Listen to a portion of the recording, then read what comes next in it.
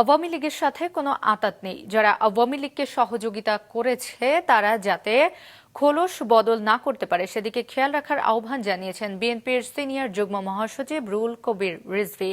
রাজধানীর শেরেবাংলা নগরে শহীদ রাষ্ট্রপতি জিয়াউর রহমানের মাজারে শ্রদ্ধা নিবেদন শেষে এমন মন্তব্য করেন তিনি। বলেন, অন্তর্বর্তী সরকার দক্ষতা দেখালে নিউ ইয়র্কে ফ্যাসিবাদের দোসররা এমন কর্মকাণ্ড করতে সাহস পেত না, আর আওয়ামী লীগের দুর্নীতি অপকর্মের বিচার হলে এমন হতো না বলেও জানান তিনি। জানান, এখনো ষড়যন্ত্র চলছে। এছাড়া তিনি দুদককে অথর্ব মন্তব্য করে বলেন, এখনো লুটেরাদের কোনো অর্থ ফেরত আনতে পারেনি আর বিচারও করতে পারেনি।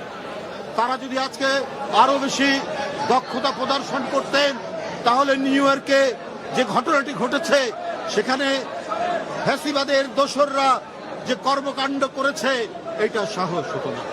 আওয়ামী লীগের সাথে কোনো আঁতাত নেই।